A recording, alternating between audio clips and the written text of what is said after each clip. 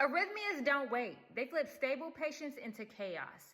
And the CCRN wants you to know which drugs lead to stable rhythm control versus which ones risk disaster. We'll cover the big 5 antiarrhythmics: amiodarone, lidocaine, adenosine, calcium channel blockers, and beta blockers.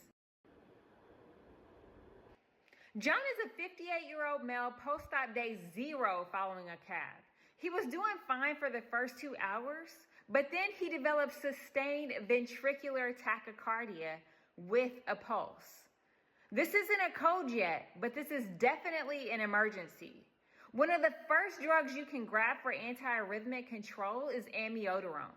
Amiodarone is primarily a class 3 antiarrhythmic. It blocks potassium channels and leads to prolonged repolarization.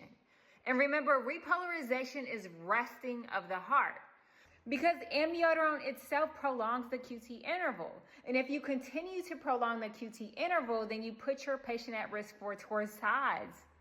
It's also contraindicated in patients with high degree AV blocks, because amiodarone can prolong conduction delays, which can worsen the AV block and lead to cardiac arrest. Another contraindication to amiodarone are patients with Wolff-Parkinson's-White with AFib. If your patient has a history of Wolff-Parkinson's-White, then you don't want to give them amiodarone because that can throw them into VFib. What about the clinical use of amiodarone? Amiodarone can be used in patients who have a pulse who have VTAC, pulseless VTAC VFib, and atrial fibrillation with RVR.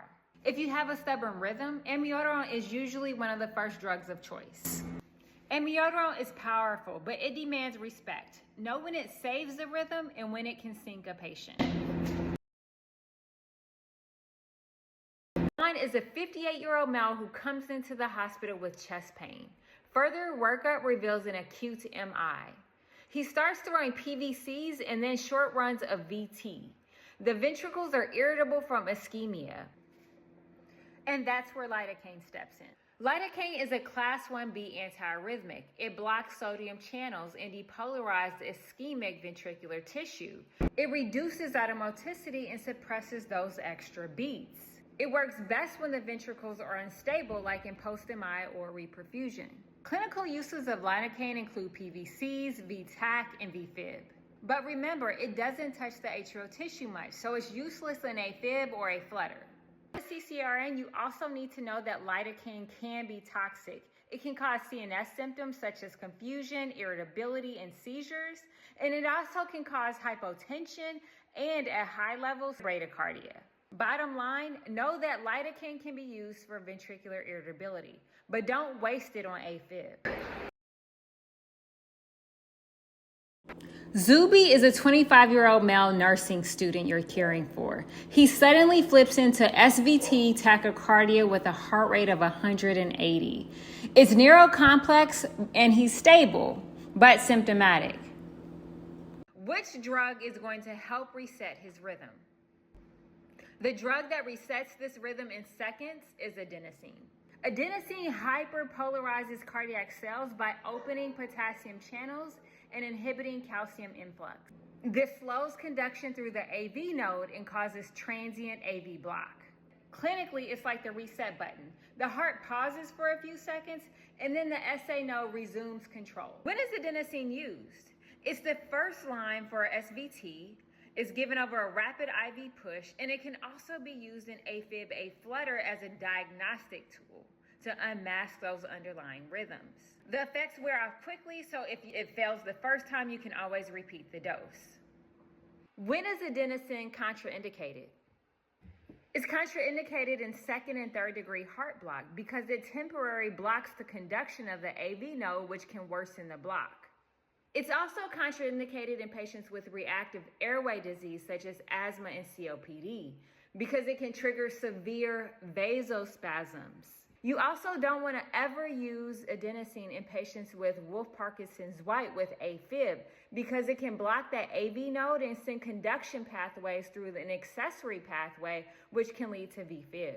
Transient effects of adenosine include brief asystole, roughly 1 to 6 seconds, because it blocks the AV node, which stops the reentrant circuits and allows the SA node to reset.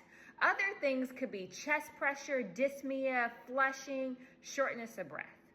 Adenosine is dramatic. It stops the heart briefly. ICU nurses must know when to give it in patients with SVT and when it can be detrimental in patients with underlying heart block. Mr. Stampson is a 72-year-old male admitted to your unit following a fall. Further workup revealed AFib with RVR. His heart rate is 150, but his blood pressure is stable. The drug that slows the rate is a beta blocker. Block beta adrenergic receptors, which slows AV conduction. This results in slower ventricular rate and decreased myocardial oxygen demand. Think rate control plus cardiac protection. Clinical uses for beta blockers include atrial fibrillation with RVR, and it's used in post-op MI patients because it reduces myocardial oxygen demand and it helps with arrhythmias. Contraindications for beta blockers include cardiogenic shock, acute decompensated heart failure, severe bradycardia, and AV nodal blocks. Remember, beta blockers tame the rate, but in a crashing patient, they sink the pressure. Mr. Thomas is a 78-year-old male admitted to your unit with AFib with RVR. In the ER, they gave him several doses of beta blockers, but it did not work. His blood pressure is stable. What other drug could you reach for? Calcium channel blockers. There are two types of calcium channel blockers, dihydropyridines and non-dihydropyridines. Non-dihydropyridines, drugs like verapamil and diltiazem, block L-type calcium channel within the AV node. This slows conduction and leads to heart rate control. In contrast, dihydropyridines, drugs like Norvasc and Narcardipine, do not affect the heart rate. They dilate the blood vessels and decrease blood pressure. Non-dihydropyridines help control atrial fibrillation with RVR. They're also a good alternative to patients who don't tolerate or respond to beta blockers. In contrast, dihydropyridines like Narcardipine and Norvasc are good for blood pressure control, but they don't affect the heart rate. What is important to remember about this drug class when preparing for the CCRN is that non-dihydropyridine calcium channel blockers are contraindicated in patients with heart failure because they have a negative inotropic effect, and this can lead to outcomes.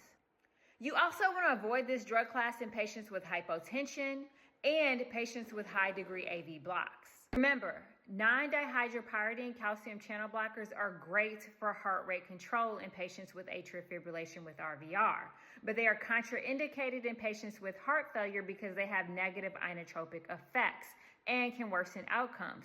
So always check blood pressure, heart rate, and contractility before you push. Amiodarone class 3 antiarrhythmic, long half-life, watch for heart block and prolonged QT interval. Lidocaine, ischemic ventricles and calms post-MI irritability. Adenosine, the reset button for SVT, but avoid in heart block. Beta blockers, used for heart rate control, but never in shock. Non-dihydropyridines, such as verapamil and cardizem, used for heart rate control, but never in heart failure. In the ICU, rhythms flip fast. Your role is to recognize, anticipate, and act with confidence. The right drug at the right time saves lives. You've got the essentials. Now drill them in like they're second nature. Built with grit, led with courage. Head to Grit Nursing for full resources.